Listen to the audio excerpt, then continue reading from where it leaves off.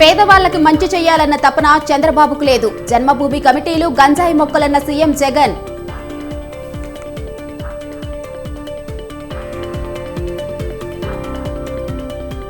ఉద్యోగ నియామకాలు చేపట్టకుండా గత ప్రభుత్వం నిర్లక్ష్యం వహించింది. అన్యాయాలను గుర్తించి బీఆర్ఎస్ ని గద్దెదించారన్న రేవంత్.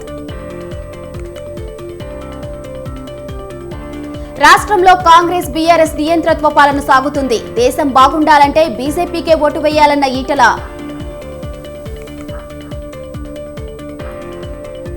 నోట్ల కంటే ఓట్లకే శక్తి ఎక్కువని రుజువైంది. ఎలక్టరల్ బాండ్లపై సుప్రీం ఇచ్చిన తీర్పుపై స్పందించిన రాహుల్.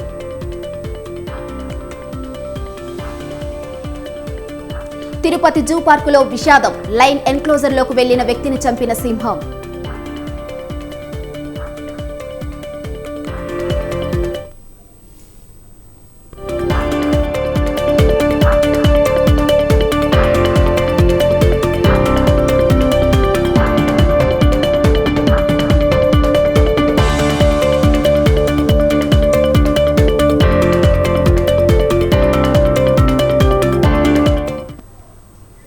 రైట్, బ్రేకింగ్ న్యూస్ చూస్తున్నాం. తిరుపతి జూ పార్కులో విషాదం చోటు చేసుకుంది. లైన్ జోన్లోకి వెళ్లిన వ్యక్తిని సింహం చంపేసింది. తిరుపతి జూ పార్కులో విషాదం చోటు చేసుకుంది. శ్రీ వెంకటేశ్వర జులాజికల్ పార్క్ సందర్శనకు వెళ్లిన ఓ వ్యక్తి ఎవరు గుర్తించిన సమయంలో లైన్ ఎన్క్లోజర్లోకి చొరబడ్డాడు. సుందరి కుమార్, దొంగలపూర్ అనే 2 మగసింహాలు, 1 ఆడసింహం ప్రస్తుతం జూలో ఉన్నాయి. బోనులోకి దూకిన వ్యక్తిపై దొంగలపూర్ అనే సింహం దాడి చేసి చంపింది. లైన్ ఎన్క్లోజర్లోకి ఆ వ్యక్తి ఎలా వెళ్లాడనే విషయంపై అధికారులు ఆరా తీస్తున్నారు.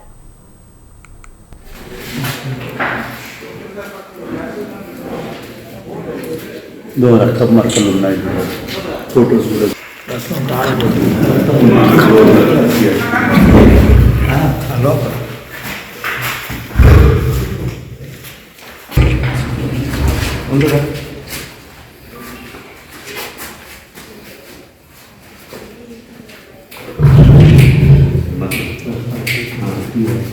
ఇక ఈ తరహా ఘటనలు దేశంతో పాటు విదేశాల్లోని పలు జూ పార్కుల్లో గతంలో చోటు చేసుకున్నాయి. జూ పార్కుల్లో పులులు, సింహాలు, ఏనుగులు ఉన్న ప్రదేశాలకు మనుషులు వెళ్లకుండా జూ పార్క్ సిబ్బంది జాగ్రత్తలు తీసుకుంటారు. అయితే జూ పార్క్ సిబ్బంది కళ్లుగప్పి కొందరు పులులు, సింహాలు తిరిగే ప్రాంతాలకు వెళ్లి ప్రమాదాల బారిన పడిన ఘటనలు కూడా లేకపోలేదు.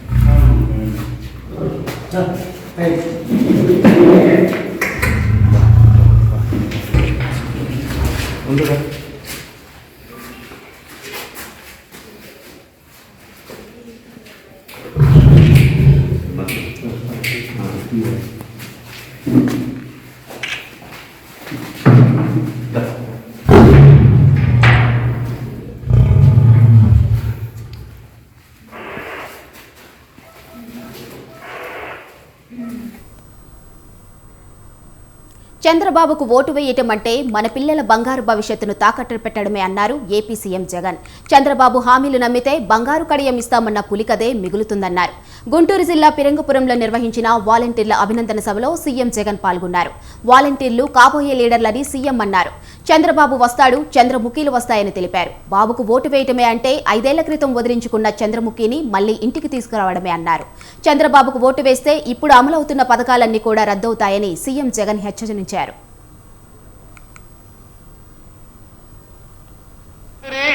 వారి జన్మభూమి కమిటీ సభ్యుల దోపిడీ గుండెలు కావివి. ఇవి సేవా హృదయాలు అని చెప్పడానికి గర్వపడతా ఉన్నా. గత పాలనలో స్కీములు లేవు, బటన్లు లేవు.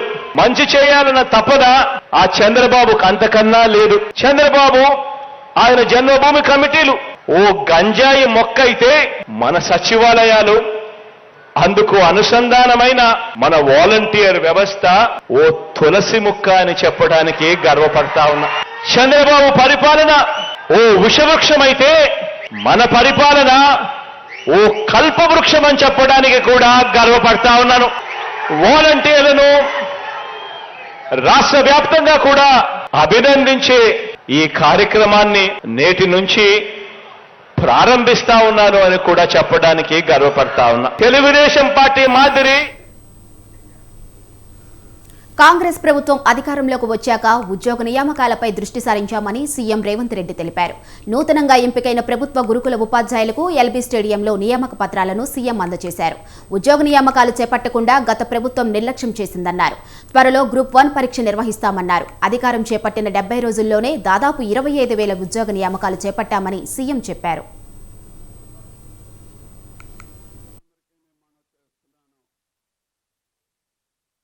ఆయన బాధంత ఒక్కడే, ఆ ముఖ్యమంత్రి కుర్చీలో నల్లమల అడవులో నుంచి వచ్చిన ఒక రైతు బిడ్డ, రైతు కొడుకు అక్కడ కూర్చుంటే కడుపు మండి నా కన్న కొడుకు అక్కడ కూర్చుంటాడని ఆ సచివాలయం ఉన్నదాన్ని కూలగొట్టి కడితే ఇది పోయి ఆయన వాస్తు కోసం అని కూలగొట్టిండు, కట్టిండు, బానే ఉంది. ఎవరికి వాస్తు అక్కడికి వచ్చిందే? అది మనకు అక్కడికి వచ్చింది, మీకు అక్కడికి వచ్చింది, నాకు అక్కడికి వచ్చింది, మా ఎంకన్నకు మా పొన్నం ప్రభాకర్కి అక్కడికి వచ్చింది. దశ దిశ అని 2 ఉంటాయి. దశ బాగుంటే దిశతో పని లేదు. నీ దశ గుడిసేటది కాబట్టే నువ్వు పోయి ఫామ్ హౌస్లో పడ్డావయ్యా. ఇప్పటికన్నా అర్థం చేసుకో. ఇవాళ ఆయన బాధంత ఒక్కడే, ఆ ముఖ్యమంత్రి కుర్చీలో నల్లమల అడవులో నుంచి ఇక 10 ఏళ్ల అధికారంలో ఉన్న కేసీఆర్ కు ఉద్యోగ నియామకాలు చేపట్టేందుకు సమయం దొరకలేదని సీఎం రేవంత్ అన్నారు. దోచుకున్నది దాచుకోవడంపైనే దృష్టి పెట్టారని ఆరోపించారు. మేడిగడ్డ పేకమేడలా కూలిపోయే పరిస్థితి వచ్చిందని తెలిపారు. సాగునీటి ప్రాజెక్టులపై 1,81,000 కోట్లు ఖర్చు పెట్టారని, 1,00,000 ఎకరాలకు కూడా నీళ్లివ్వలేదని చెప్పారు. ప్రాజెక్టులపై చర్చ పెడితే అసెంబ్లీకి రాకుండా పారిపోయారని విమర్శించారు. పదవి రావాలంటే హరీష్ రావు మరో ఔరంగజేబ్ అవతారం ఎత్తాల్సిందే అంటూ రేవంత్ ఫైర్ అయ్యారు. సిద్దిపేట్ ఉన్నది. ఇవాళ హరీష్ రావు కూడా మరో ఔరంగజేబు అవతారం ఎత్తాల్సిందే తప్ప 10 సంవత్సరాలు మీరే కదా అధికారంలో ఉన్నది. 10 ఏళ్ళు మీ మామగారు ముఖ్యమంత్రిగా ఉన్నారు, మీరు ఆర్థిక మంత్రిగా, మీరు సాగునీటి పారుదల శాఖ మంత్రిగా ఉన్నారు. 10 ఏళ్ళు మీరు పల్లెకిలుచుకుంటూ గాలికి తిరిగినరా అని నేను అడుగుతున్నా. ఇవాళ మీరు కట్టిన మేడిగడ్డ పేక మేడల్లా కూలిపోతే 1,00,000 కోట్ల రూపాయలు ఖర్చు పెట్టి 1,00,000 ఎకరాలకు నీళ్లు ఇవ్వకపోతే ఇవాళ కాగు నివేదిక శాసనసభలో ప్రవేశపెట్టినాం. ఉపాధ్యాయులారా మీరు ఒక్కసారి అది చదవండి. 1,81,000 కోట్ల రూపాయలు కేవలం సాగునీటి ప్రాజెక్టుల మీద ఖర్చు పెడితే 1,00,000 ఎకరాలకు కూడా నీళ్లు ఇవ్వలేదు. ఇంత దుర్మార్గమైన దోపిడీ ప్రభుత్వాన్ని ఈ సీఎం రేవంత్ మీద బీఆర్ఎస్ ఎమ్మెల్యే కడియం శ్రీహరి ఆసక్తికర వ్యాఖ్యలు చేశారు. రేవంత్ కు మా పార్టీ నుంచి ఏ రకమైన ఇబ్బంది ఉండదని అన్నారు. రేవంత్ రెడ్డి తన పార్టీ వారితోనే జాగ్రత్తగా ఉండాలని సూచించారు. తాను రేవంత్ రెడ్డి ఒకే స్కూల్లో చదువుకున్నామన్నారు. తాను సీనియర్ స్టూడెంట్ ను, రేవంత్ జూనియర్ స్టూడెంట్ అని అన్నారు. రేవంత్ సీఎంగా కొనసాగాలని మనస్ఫూర్తిగా కోరుకుంటున్నానని కడియం చెప్పారు. చెప్పాలనుకుంటున్నా సార్, మా పార్టీ ఏమని అనుకొని ఆ పార్టీ ఏమని అనుకొని నేను ఒక మాట మాత్రం చెప్పాలనుకుంటున్నాను. నేను ప్రస్తుత ముఖ్యమంత్రి రేవంత్ రెడ్డి గారు పూర్వాశ్రమంలో మేము ఒకటే స్కూల్లో చదువుకున్నాం సార్. నేను సీనియర్ స్టూడెంట్ సార్, ఆయన జూనియర్ స్టూడెంట్ సార్. ఆయన ముఖ్యమంత్రిగా ఉండాలని మాత్రము నాకు మనసు నిండా ఉన్నది సార్. కానీ రేవంత్ రెడ్డి గారు కొంచెం మీ వాళ్ళతో జాగ్రత్తగా ఉండండి, మీ వాళ్ళతో జాగ్రత్తగా ఉండండి రేవంత్ రెడ్డి గారు. ఫ్రస్ట్రేషన్లో మాట్లాడుతున్నారు ముఖ్యమంత్రి గారు.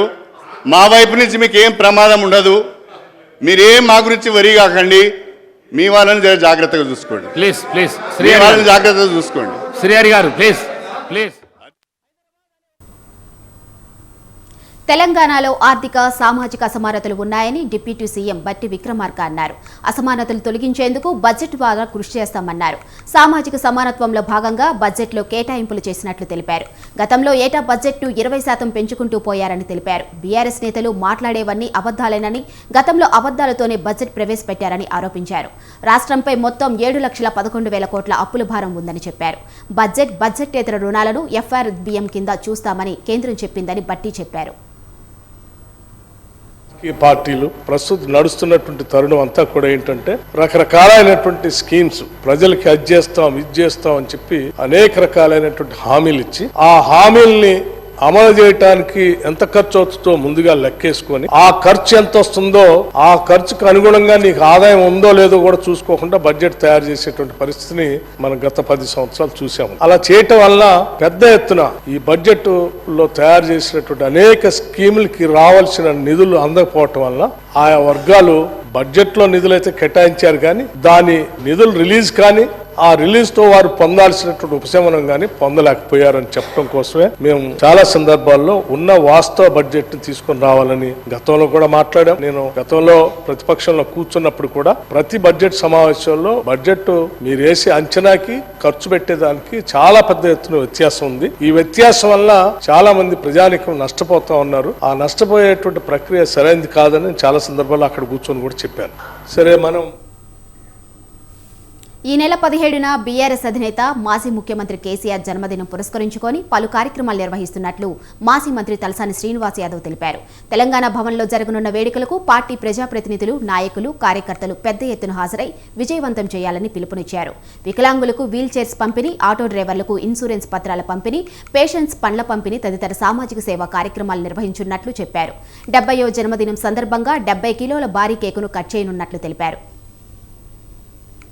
రాష్ట్రంలో మరి జరుగుతున్నటువంటి అనేక కార్యక్రమాలకు వారు సారథ్యం వహించాలని ఈ సంవత్సరం మరి ఇక్కడ భవన్ లో ఘనంగా 17వ తారీఖు ఉదయం 9:30-10 గంటలకే కార్యక్రమాలు స్టార్ట్ అవుతాయి. అయితే ఈ కార్యక్రమంలో పెద్దలందరూ అంటే పార్లమెంట్ సభ్యులు, రాజ్యసభ సభ్యులు, శాసన సభ్యులు, శాసన మండలి సభ్యులు, మాజీ చైర్మన్లు, ప్రముఖులు, మహిళలు, యువత అందరూ కూడా పెద్ద ఎత్తున భాగస్వామ్యం కావడం, అందులో కేటీఆర్ గారు, హరీష్ రావు గారు, కేశవరావు గారు, పెద్దలు పోచారం గారు అందరు పెద్దల సమక్షంలో మరి బర్త్డే సెలబ్రేషన్స్ భవిష్యత్తులో తెలంగాణ రాష్ట్రంలో మరి జరుగుతున్నటువంటి అనేక కార్యక్రమాలకు వారు సారథ్యం వహించాలని ఈ సంవత్సరం మరి ఇక్కడ భవన్ లో ఘనంగా 17వ తారీఖు ఉదయం 9:30-10 గంటలకే కార్యక్రమాలు స్టార్ట్ అవుతాయి. అయితే ఈ కార్యక్రమంలో పెద్దలందరూ అంటే పార్లమెంట్ సభ్యులు, రాజ్యసభ సభ్యులు, శాసన సభ్యులు.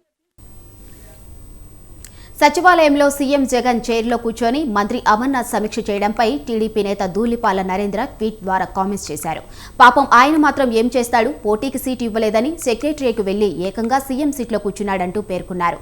ముఖ్యమంత్రి కుర్చీ అంటే కేవలం చైర్ కాదు, అదొక హోదా అంటూ గుర్తు చేశారు. ఆ విషయం వీళ్లకు అర్థం కాదు, వీళ్లు పోకడలకి అర్థం లేదంటూ ఫైర్ అయ్యారు.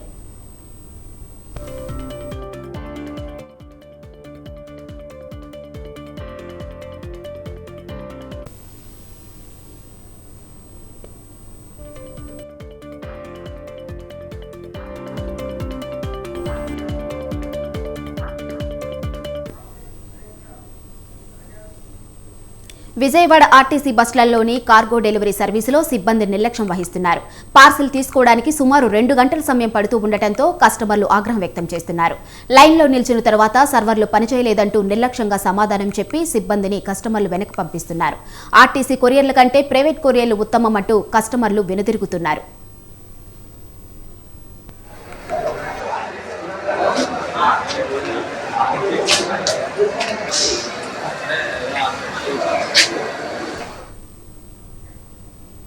ఏపీలో ఇటీవల ప్రకటించిన డీఎస్సీ వల్ల తమకు తీవ్ర అన్యాయం జరుగుతుందని టెట్ క్వాలిఫైడ్ అభ్యర్థులు నారా లోకేష్ను కలిసి సమస్యలు చెప్పుకున్నారు. రాబోయే టీడీపీ జనసేన ప్రభుత్వంలో పూర్తిస్థాయి ఖాళీలతో డీఎస్సీ నిర్వహించి తమను ఆదుకోవాలని విజ్ఞప్తి చేశారు. జగన్ విడుదల చేసిన డీఎస్సీ నోటిఫికేషన్లో ఎస్సీటీ పోస్టులు జిల్లాకు 300 కూడా లేవని, దీనివల్ల ఒక్కో పోస్టుకు 400 మంది పోటీ పడే పరిస్థితి ఉందని ఆందోళన వ్యక్తం చేశారు. డీఎస్సీ కోసం 5 ఏళ్లుగా కోచింగ్ సెంటర్లకు వేలాది రూపాయలు వెచ్చించి శిక్షణ తీసుకున్నామని, ఇప్పుడు ప్రకటించిన అరాకొరా డీఎస్సీ వల్ల తమ విలువైన సమయం, డబ్బు వృధా అయ్యాయని వాపోయారు. రాబోయే టీడీపీ జనసేన ప్రభుత్వంలో ఏటా డీఎస్సీ నిర్వహిస్తామని, వయో పరిమితి కూడా పెంచుతామని నారా లోకేష్ హామీ ఇచ్చారు.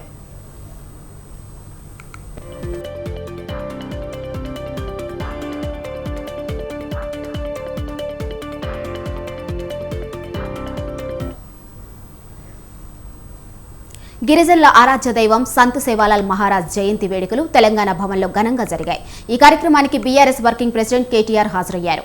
సేవాలాల్ చిత్రపటానికి పూలమాలలు వేసి నివాళులర్పించారు. ఈ సందర్భంగా సమాజానికి ఆయన చేసిన సేవలను కేటీఆర్ కొనియాడారు. యావత్ భారతదేశం గర్వించదగ్గ ఆధ్యాత్మికవేత్త సేవాలాల్ మహారాజ్ అని అభివర్ణించారు. మహనీయులు చూపిన మార్గంలో పయనించి దేశాభివృద్ధికి పాటుపడాలని పిలుపునిచ్చారు. ప్రజలు మత్తు పానీయాలు, హింసకు దూరంగా ఉండాలని సేవాలాల్ పిలుపునిచ్చారని కేటీఆర్ అన్నారు.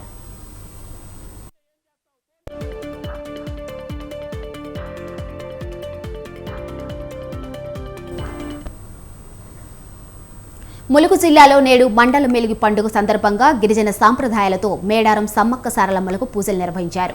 ఆదివాసీ సాంప్రదాయాల నడుమ గిరిజన పూజారులు పూజా సామాగ్రిని శుద్ధి చేసి పూజలు చేశారు. మండే మెలిగి సాంప్రదాయంపై మేడారం ప్రధాన పూజారులు కుక్కెర రమేష్ స్వామితో మా ప్రతినిధి Sai Srinivas face to face. మహాజాతరలో ఈరోజు మేడారం రెండవ ఘట్టం స్టార్ట్ అయిందని చెప్పుకోవాలి. ఫస్ట్ గుడి మెలుగుడు, రెండోది మండమెలుగుడు. మండమెలుగు పండుగ అనేది సమ్మక్క తల్లికి గిరిజనుల ఆరాధ్యమైన పండుగని చాలా అద్భుతంగా జరుపుకోవడం జరుగుతుంది. దానిపై వివరణ ఇవ్వడానికి మనకు మేడారం పూజారి రమేష్ మనతో ఉన్నారు. ఆయనతో మాట్లాడడానికి ప్రయత్నం చేద్దాం. నా పేరు కొక్కెర రమేష్, మరి సమ్మక్క ప్రధాన పూజారి మేడారం. మరి ఈరోజు చూసుకున్నట్లయితే ఆసియాలోని అతిపెద్దటువంటి గిరిజన జాతర శ్రీ సమ్మక్క సారక్క జాతర. గత వారంలో చూసుకున్నట్లయితే గుడి మెలుగు పండుగతోటి మరి ఈ జాతర పునఃప్రారంభమైంది, అంకురార్పణ జరిగిందిగా చెప్పవచ్చు. మళ్ళీ తిరిగి ఈరోజు బుధవారం మండం మెలిగేటువంటి రెండో ఘట్టం అతి ముఖ్యమైనటువంటి కార్యక్రమం ఈరోజు ఉంటుంది. ముందుగా ఈ కార్యక్రమంలో పూజారుల కుటుంబాలు కానీ, ఆడపడుచులు కానీ, ఆడబిడ్డలు, అన్నదమ్ములందరూ కూడా ఉదయాన్నే లేచి స్నానం చేసి నూతన వస్త్రాలు ధరించేసి మరి పూజా మందిరాన్ని శుభ్రం చేసి ఆ పూజకు సామాగ్రి అంతా కూడా శుభ్రపరిచి వాటి యొక్క కార్యక్రమంలో భాగంగానే ఈరోజు మనం చూస్తాం. ముందుగా ఈ యొక్క కార్యక్రమం ఉద్దేశం ఏంటంటే మండం మెలుగుట అంటే గతంలో చూసుకున్నట్లయితే మన పూజా మందిరాలన్నీ కూడా గుడిసెలు ఉండేది, ఇప్పుడు అన్ని కూడా భవనాలు అయినాయి. వాటికి నూతనంగా కలర్లు వేసేసి లైటింగ్ సిస్టమ్స్, అలాగే పూజా సామాగ్రిని శుభ్రపరిచి రేపటి జాతర ప్రోగ్రాంలో సక్సెస్ కావడానికి ముందు చేసేటువంటి యాక్టివిటీ. మరి ఈ కార్యక్రమంలో పూజాల కుటుంబాలన్నీ కూడా ఉదయాన్నే లేసేసి నూతన వస్త్రాలు ధరించేసి మరి ఈరోజు జాతరలో కొన్ని కోట్ల మంది అంటే 1,75,00,000 భక్తులు వచ్చారని అంచనా ఉంది. మరి భక్తులకు ఎలాంటి హాని కలగకుండా సుఖ సంతోషాలతో వచ్చి మరి దేవతలను దర్శించుకొని వెళ్ళంగా దుష్టి శక్తులు రాకుండా ఊరు పులిమేరులైనటువంటి మేడారం గ్రామ చుట్టూలో ధ్వజస్తంభాలు నిర్మించేసి వాటి యొక్క దుష్టి శక్తులు రాకుండా అడ్డగించేటువంటి కార్యక్రమం ఈరోజు మరి కొద్ది క్షణాల్లో జరగబోతుంది. ఈ కార్యక్రమం ద్వారా రెండో ఘట్టంగా పిలువబడుతుంది ఇది మండమెలుగుట. ఈ కార్యక్రమంతో ఇంకా భక్తు సంఖ్యలు రోజు రోజుకు పెరిగే అవకాశం ఉందని తెలియజేస్తున్నాం. ఏదైతే మండమెలిగే రెండో ఘట్టాన్ని మనకు పూజారి గారు వివరించిండు, ఆ గిరిజనుల ఆరాధ్య దైవమైన శ్రీ సమ్మక్క సారక్క తల్లి ఆసియా ఖండంలోనే అతిపెద్ద జాతరగా వెలువడడం జరిగింది. రెండో విషయానికి వస్తే ఇరు రాష్ట్రాల నుంచి కాకుండా దేశం నలుమూలల నుంచి సమ్మక్క తల్లిని మొక్కులను ఇచ్చుకోవడం కోసం ఒక 4 రోజుల ముందు నుంచే భక్తులు బారులు తీరడం జరిగింది. కెమెరామ్యాన్ రాహుల్తో శ్రీనివాస్, స్వతంత్ర టీవీ, ములుగు జిల్లా, మేడారం. కాంగ్రెస్ అధినాయకురాలు సోనియా గాంధీ తన నియోజకవర్గమైన ఉత్తరప్రదేశ్లోని రాయ్బరేలీ ప్రజలకు భావోద్వేగంతో కూడిన లేఖ రాశారు. ఆరోగ్యం, వయసు పైబట్టంతో వచ్చే సమస్యల కారణంగా రానున్న లోక్సభ ఎన్నికల్లో పోటీ చేయడం లేదని తెలిపారు. తాను ఇవాళ ఏ స్థాయిలో ఉన్నా అదంతా ప్రజల వల్లనే అని గర్వంగా చెబుతున్నానని అన్నారు. రాయ్బరేలీ ప్రజల నమ్మకాన్ని గౌరవించడానికి ఎల్లప్పుడూ తన వంతు కృషి చేశానని చెప్పారు. ఇప్పుడు ఆరోగ్యం, వయసు సమస్యల కారణంగా రానున్న లోక్సభ ఎన్నికల్లో తాను పోటీ చేయడం లేదని తెలిపారు. ఈ నిర్ణయం తర్వాత నియోజకవర్గ ప్రజలకు నేరుగా సేవ చేసే అవకాశం ఉండదని, కానీ తన హృదయం, ఆత్మ ఎప్పుడూ మీతోనే ఉంటాయని సోనియా లేఖలో పేర్కొన్నారు. గతంలో మాదిరిగానే భవిష్యత్తులోనూ తనకు, తన కుటుంబానికి అండగా ఉంటారని భావిస్తున్నట్లు చెప్పారు. हम जान लड़ा देंगे, कांग्रेस को जिताएंगे, कांग्रेस को आगे बढ़ाएंगे और हमारा एक ही लक्ष्य है कि हमारा नेता राहुल गांधी जी देश का प्रधानमंत्री बने। इस दिशा में కాగా 2004 నుంచి వరుసగా రాయ్బరేలీ లోక్సభ నియోజకవర్గం నుంచి ప్రాతినిధ్యం వహిస్తున్నారు. రాజస్థాన్ నుంచి రాజ్యసభ స్థానానికి బుధవారం నామినేషన్ దాఖలు చేశారు. కాగా వచ్చే ఎన్నికల్లో రాయ్బరేలీ స్థానం నుంచి ప్రియాంక గాంధీ పోటీ చేసే అవకాశం ఉంది.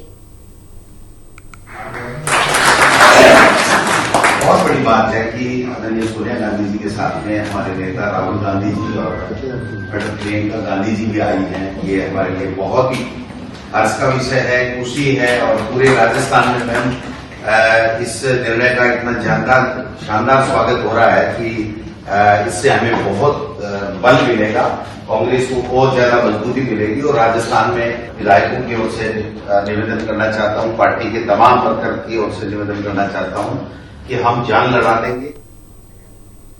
సార్వత్రిక ఎన్నికల ముందు ఇండియా కూటమికి దెబ్బ మీద దెబ్బ తగులుతుంది. ఇప్పటికే కూటమిలోని పార్టీలు ఎవరిదారి వారిదే అన్నట్టుగా సొంత నిర్ణయాలతో ముందుకు పోతున్నాయి. ఇక బీహార్లో అయితే ఇండియా కూటమి నుంచి జేడీయూ అధినేత నితీష్ కుమార్ బయటికి వెళ్లిపోయి ఎన్డీఏతో జతకట్టారు. తృణమూల్ కాంగ్రెస్, సమాజ్వాదీ, ఆప్ ఒంటరిగానే బరిలోకి దిగుతాయని ప్రకటించేశాయి.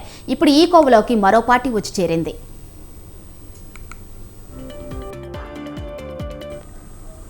ఇక ఇండియా కూటమిలో కీలక మద్దతుదారుగా ఉన్న జమ్మూ కాశ్మీర్ నేత ఫరూక్ అబ్దుల్లాకి చెందిన నేషనల్ కాన్ఫరెన్స్ పార్టీ కూడా ఒంటరి పోరుకు సిద్ధమైంది. వచ్చే ఎన్నికల్లో తాము ఒంటరిగా పోటీ చేస్తామని ప్రకటించింది. ఇతర రాజకీయ పార్టీలతో పొత్తు పెట్టుకోకుండా మంచి విజయాన్ని సాధిస్తామని ఫరూక్ అబ్దుల్లా స్పష్టం చేశారు. मुझे लगता है कि दोनों रियासत और पार्लियामेंट्री इलेक्शन मुझे लगता है इकट्ठे होंगे। देखिए, जहां तक सीट शेयरिंग का सवाल है, मैं एक चीज आपको क्लियर करना चाहता हूं। नेशनल कॉन्फ्रेंस अपने बलबूते पर लड़ेगी, इसमें कोई दो राय नहीं है। होगा, मुझे लगता है कि दोनों रियासत और पार्लियामेंट्री इलेक्शन मुझे लगता है। కాగా ఎన్సీ చీఫ్ ఫరూక్ అబ్దుల్లా తీసుకున్న నిర్ణయంపై కాంగ్రెస్ సీనియర్ నేత జైరాం రమేష్ స్పందించారు. అబ్దుల్లాతో చర్చలు జరుపుతున్నట్లు తెలిపారు. ప్రతిపక్షానికి వారి స్వంత పరిమితులు ఉంటాయని పేర్కొన్నారు. ఇండియా కూటమిలో నేషనల్ కాన్ఫరెన్స్ పార్టీ కూడా ఒక భాగమని గుర్తు చేశారు. కలిసి చర్చించుకొని ముందుకు సాగుతామని జైరాం రమేష్ స్పష్టం చేశారు. बातचीत चल रही है, अलग अलग पार्टियों की अलग अलग मजबूरियां होती हैं, पर मुझे पूरा विश्वास है क्योंकि नेशनल कॉन्फ्रेंस, पीडीपी सभी इंडिया गठबंधन के हिस्से रहे हैं और हिस्से जरूर रहेंगे। ये बातचीत चल रही है, अलग अलग पार्टियों की अलग अलग मजबूरियां होती। కేంద్ర ప్రభుత్వ ప్రజా వ్యతిరేక విధానాలకు నిరసనగా పలు డిమాండ్లతో సెంట్రల్ ట్రేడ్ యూనియన్లు సంయుక్త కిసాన్ మోర్చా రేపు భారత్ బంద్కు పిలుపునిచ్చాయి. భావ సారూప్యం గల రైతు సంఘాలు, కార్మిక సంఘాలు రేపటి గ్రామీణ భారత్ బంద్లో పాల్గొనాలని పిలుపునిచ్చారు. ప్రస్తుతం చలో ఢిల్లీ కార్యక్రమంలో ఉన్న పలు రాష్ట్రాల రైతులంతా రేపటి బంద్ను విజయవంతం చేసేందుకు సిద్ధమయ్యారు. కొన్ని అత్యవసర సర్వీసులను బంద్ నుంచి మినహాయించారు. రేపు బ్యాంకులు, కేంద్ర, రాష్ట్ర ప్రభుత్వ కార్యాలయాలు కూడా బంద్ ఉంటాయన్నది తెలియాల్సి ఉంది.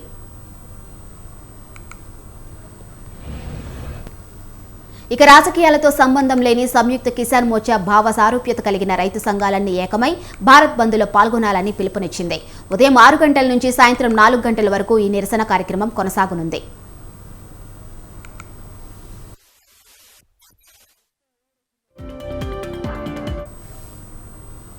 ఇక ఫిబ్రవరి 16 శుక్రవారం రైతు సంఘాల దేశవ్యాప్త సమ్మె కారణంగా రవాణా, వ్యవసాయ కార్యకలాపాలు, మహాత్మాగాంధీ జాతీయ గ్రామీణ ఉపాధి పనులు, ప్రైవేట్ కార్యక్రమాలు, గ్రామాల్లో దుకాణాలు, గ్రామీణ పారిశ్రామిక, సేవారంగ సంస్థలన్నీ మూతపడతాయి. లారీలు, ట్రక్ డ్రైవర్లు కూడా సమ్మెలో పాల్గొంటారు. అయితే ప్రభుత్వ రంగంలోని ఆర్టీసీ బస్సులు, ఇతర వాహనాలు ఏ మేరకు సమ్మెలో పాల్గొంటాయో చూడాలి. ఆసుపత్రులు, అంబులెన్స్ ఆపరేషన్లు, వార్తాపత్రికల పంపిణీ, వివాహాలు, మెడికల్ షాపులు, బోర్డు పరీక్షలకు వెళ్లే విద్యార్థులు వంటి అత్యవసర సేవలను బంద్ నుంచి మినహాయించారు. వీటిపై సమ్మె సమయంలో ప్రభావం పడే అవకాశం లేదని కొన్ని నివేదికలు పేర్కొన్నాయి.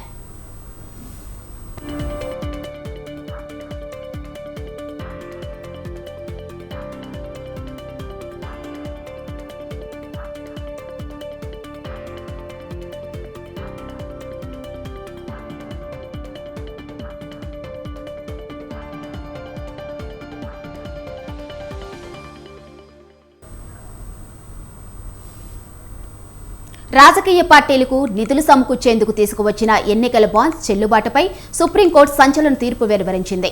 ఈ పథకం రాజ్యాంగ విరుద్ధమని స్పష్టం చేసింది.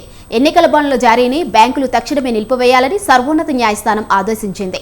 ఈ మేరకు సీజేఐ జస్టిస్ డివై చంద్రచూడ్ నేతృత్వంలోని 5 సభ్యుల ధర్మాసనం ఏకగ్రీవ తీర్పునిచ్చింది.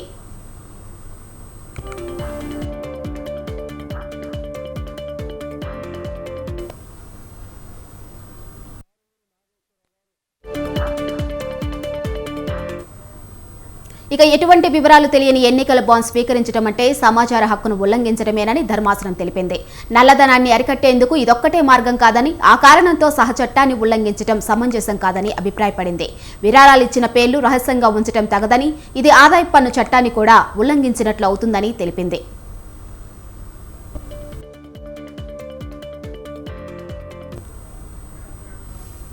సంస్థల నుంచి అపరిమిత రాజకీయ విరాళాలను అనుమతించే కంపెనీల చట్టంలో చేసిన సవరణలు ఏకపక్షంగా రాజ్యాంగ విరుద్ధంగా ఉన్నాయని పేర్కొంది.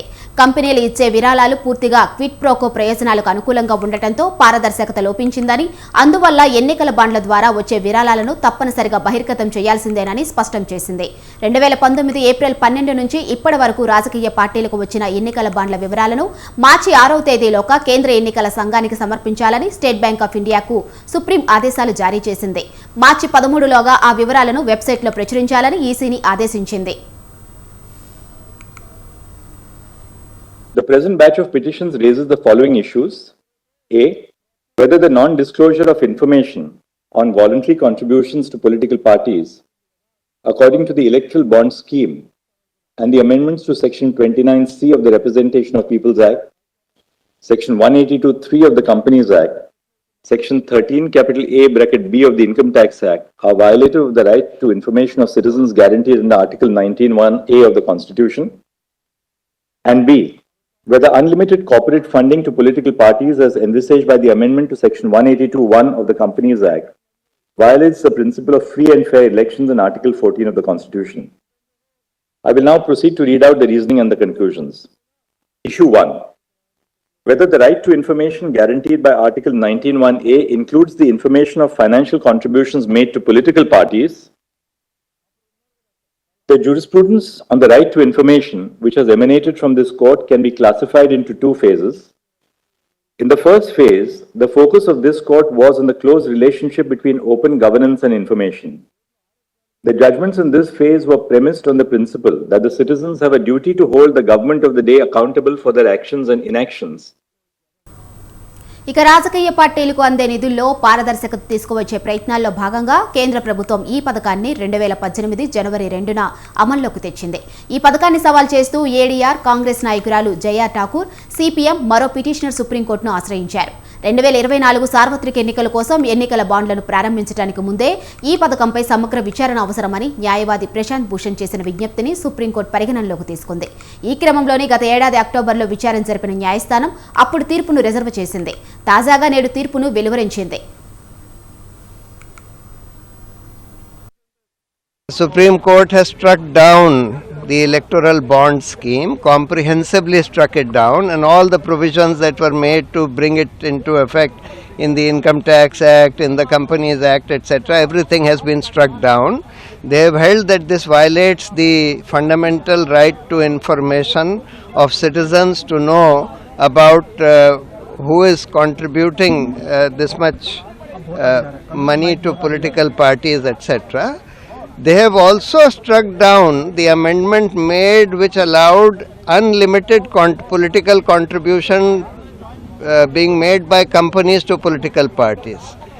So, not only the electoral bond scheme but also the amendment which removed the restrictions on political contributions by companies, which were that you cannot contribute more than 7.5% of your annual profit by way of political contributions. That has also been struck down as violating the level playing field.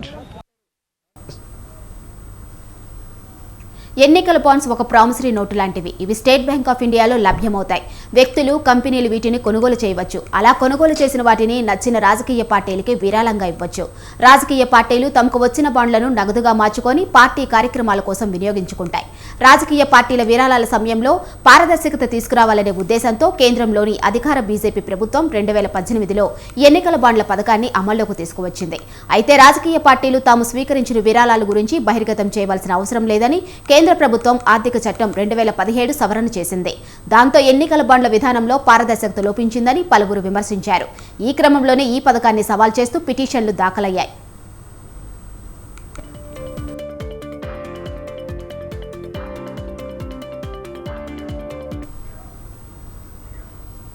రాబోయే parliament ఎన్నికల్లో మక్కల్ నీది మయ్యం పార్టీకి torch light చిహ్నాన్ని కేంద్ర ఎన్నికల సంఘం కేటాయించింది.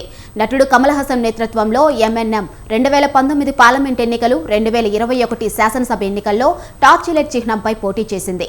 ఈ నేపథ్యంలో పార్లమెంట్ ఎన్నికల్లో తమిళనాడు, పుదుచ్చేరిలో ఎంఎన్ఎం పార్టీకి ఎన్నికల సంఘం టార్చ్ లైట్ చిహ్నం కేటాయించాలంటూ కమలం పార్టీ ఈసీకి విజ్ఞప్తి చేసింది. ఆ వినతిని ఈసీ పరిగణనలోకి తీసుకుంది.